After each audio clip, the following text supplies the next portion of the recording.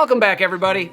Friends, welcome back, friends. It's Anders. Today we are making the monkey gland. Sounds wonderful, does it not? Truth be told, I have been avoiding this cocktail for a number of years. Tried it once a long time ago and I'd never made it again because I don't like the name monkey gland. It's not appetizing to me. But also, I was not a fan of the ingredients in the cocktail. I've since changed my tune. I've revisited it. And you know what? The cocktail isn't that bad. You just gotta do it right. Monkey gland isn't just a weird name given to a cocktail, although it is weird.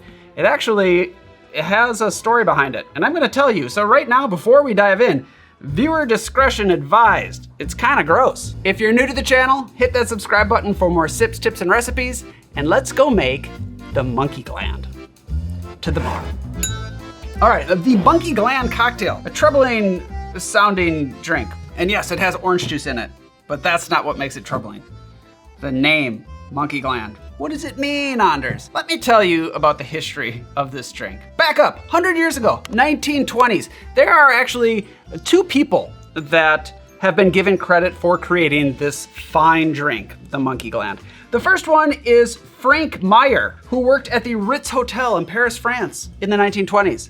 However, it is more commonly believed that it was created by Harry Macalone in the 1920s, who worked at Harry's New York bar in Paris, France as well. Same time, same town, same weird name. The reason why Harry gets more credit is because he put it in his book, Harry's ABC of Mixing Cocktails. I just want to show you this little book that I have because I really like it. I love this book. I just really love this book.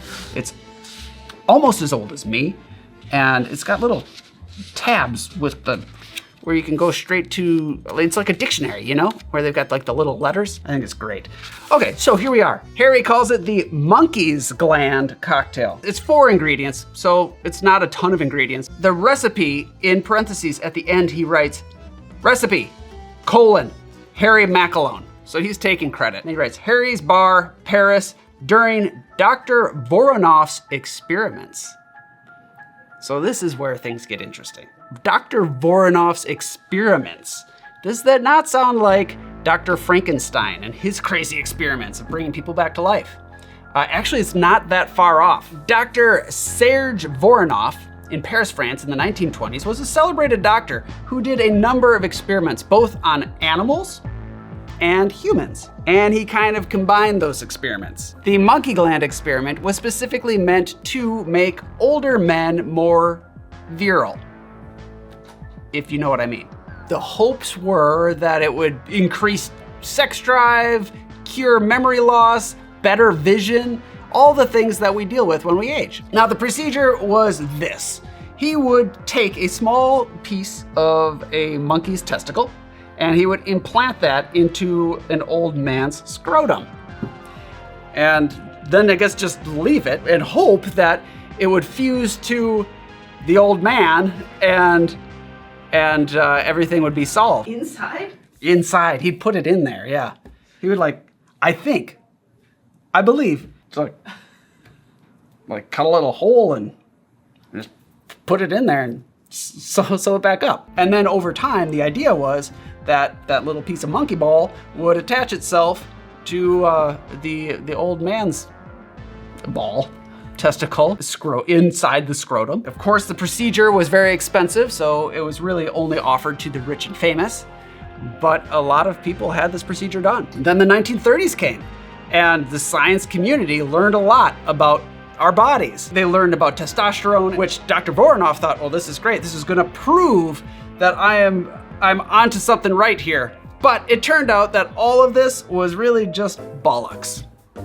Literally. And any sort of positive effect that these patients were having, probably just placebo. So I'm sorry, but I don't believe you can go out and have this procedure done anymore. But back then it was a big deal.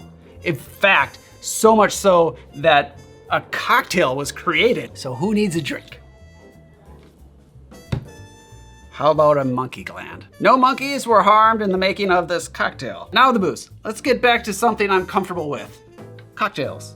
Dr. V. To make the monkey gland, we will need gin, absinthe, orange juice, grenadine, and grab an orange as well. there we are. So the base is gin. Personally, I like a dry gin that's got some strong botanicals. That's your call. It works with a number of different gins. The absinthe, this is just gonna be a little bit. I do think that the absinthe is very important in this drink. A lot of people will give this drink an absinthe rinse.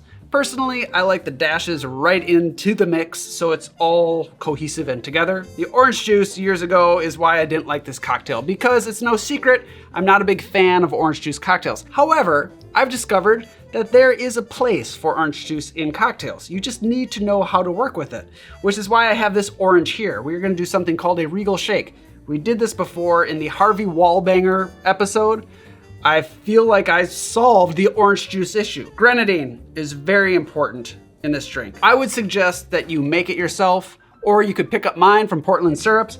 It is a good tart pomegranate grenadine, and the tartness is what we want. We're actually relying on this grenadine quite a bit, not just for sweetness, but for texture. It's got good weight, and also that pomegranate adds to the acidity of the drink. Orange juice isn't overly sweet or sour, so you need something else, and good grenadine will give you that.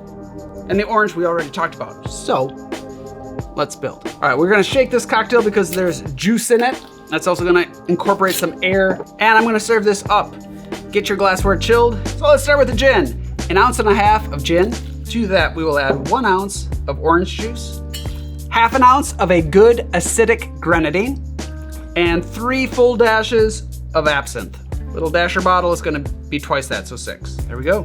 Now, one last thing we wanna do here is that regal shake. So grab your orange, 1 swath, express the oils right into that shaking tin, drop it in. This is going to incorporate a brighter orange flavor from those oils. Otherwise, the orange juice just turns flat. Now we can add ice and shake. And double strain the cocktail into your chilled glass.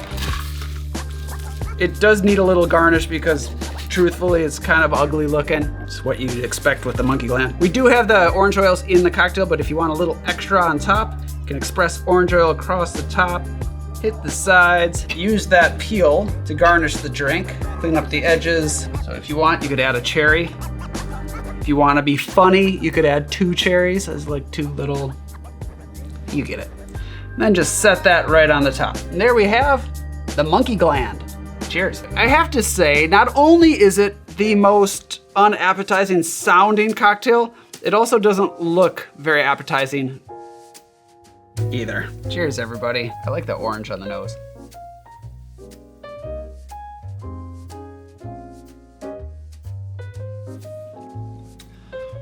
I will say, it's an interesting cocktail.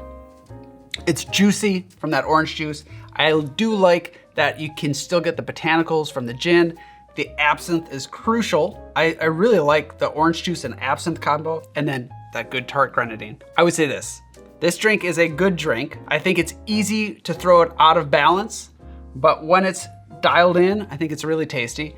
And the name is a conversation starter. See what you think. I really do like it. Oz, would you care to give it a sip? Yeah. No, I like the absinthe in there. Yeah, I think the absinthe is important. It tastes opaque. It tastes opaque. It is juicy, but there is like a good pure orange flavor.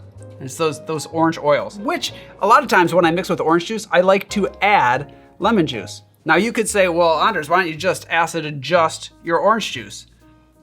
And I certainly could, but who's got the time for that? This works really well. Try it, see what you think. Thank you for watching. Thank you for sticking around and hearing me out while I talked about monkey glands. I'm really glad you stuck it out and you're here right now. So, thank you. I will see you next time. Grab your grenadine, grab your merch, all that stuff. Sign up for the newsletter. Cheers. Get out of here.